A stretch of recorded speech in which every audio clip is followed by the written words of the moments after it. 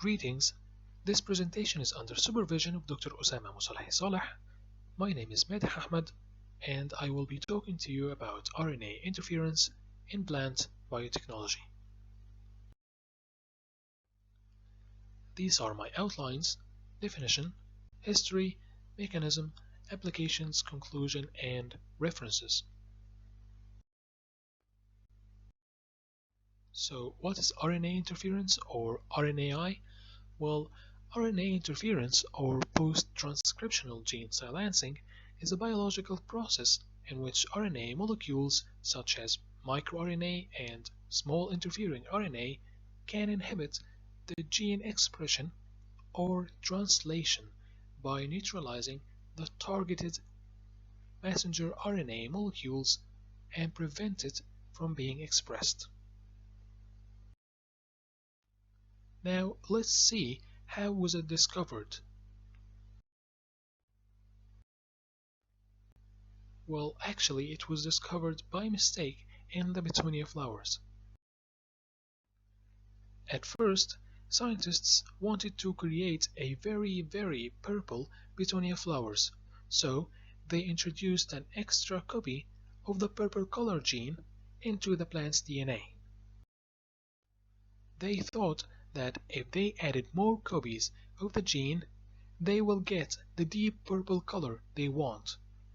But that didn't happen. Instead, they got the white color. But why? Well, because when they added the extra copies, the cell felt that something was wrong.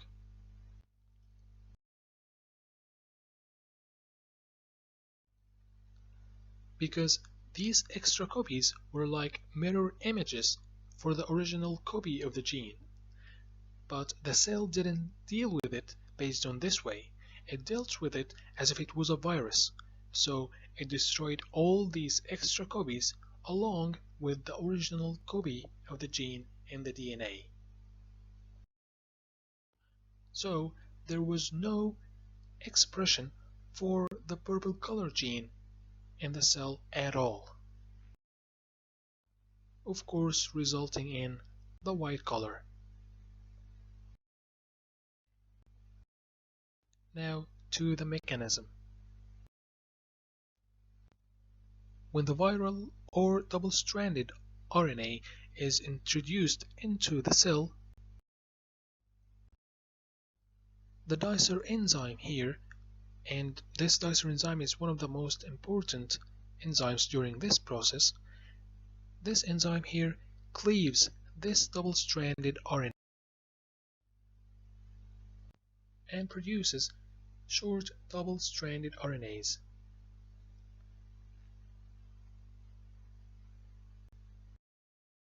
Each are 21 to 25 nucleotide long. And then the Argonaute enzyme cleaves one strand of the short double-stranded RNA here, which is the passenger strand, and binds with the other strand, which is the guide strand. The combination of the guide strand along with the Argonaute and other proteins are called RNA-induced silencing complex, or RISC.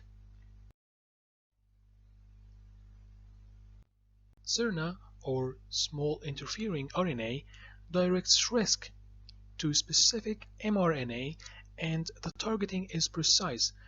Why?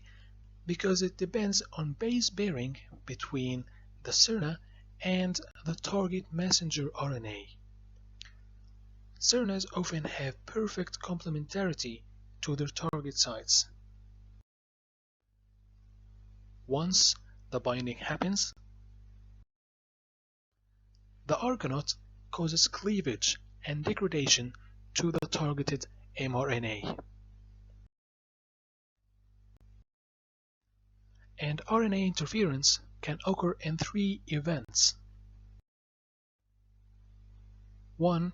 Exogenous double-stranded RNA. 2. Synthetic small interfering RNA. And 3.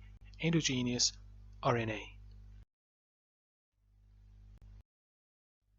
Now, with the applications of RNA interference in plant biotechnology.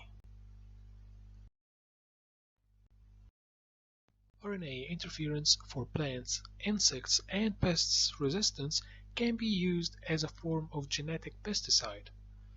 For example, when a pest is feeding on a crop that is genetically engineered or modified to develop a specific double-stranded RNA, that will lead to a prompt dissection of the gene functions in this insect and the death of this pest. And to clarify it even more, here we have a worm that is going to feed on this plant, and this plant is genetically modified to develop double-stranded RNAs, as we can see here. These double-stranded RNAs will cause to stop the ability of the pest to digest food and process nutrients from the plant, and as a result, the pest's growth or its ability to reproduce is slowed or the pest dies.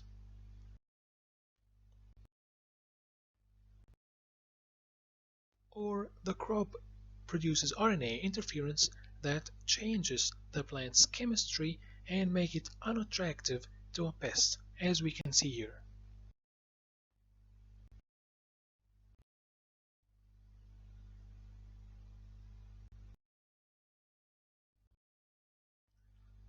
RNA interference for crop quality improvement. Seedlessness is a desired quality trait of fruits and vegetables, and RNA interference can play a key role in achieving this goal. The S1ARF7 gene is responsible for pollination and fertilization in tomato plants. And when translated, the gibberellic acid and auxin signal pathways are activated.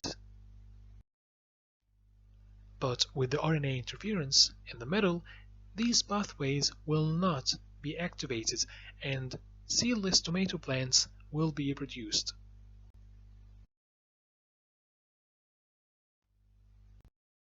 Flowering time. If a cereal crop flowers too early, it may haven't yet made sufficient energy stores to fuel its maximum grain production. Also, if it flowers too late in the season, there may be insufficient time to produce a good yield. In Arabidopsis, we have the FLC gene. This gene represses flowering, but with the RNA interference suppression, Arabidopsis can flower earlier as we want. Now, with the conclusion, when we consider how society relies on crops for food, fuel, and fiber, it's easy to see why RNA interference can be a valuable asset in crop improvement and powerful tool against yield loss. However, as we use some other powerful tools, we have to make sure that the technology is safe. And keep in mind that the genes are made of billions and billions of nucleotides, and RNAi targets genes or gene sequences around 21 to 25 nucleotides. And the one risk with RNA interference that it might silence the correct gene but in the wrong organism. I mean, it might not target only pests and harmful insects, but also honeybees or animals. So, without more knowledge about how pesticidal RNAi works, we will not be able to predict how this technology is going to affect the ecosystem. But once we become aware of these risks and have more data, this technology can be used safely.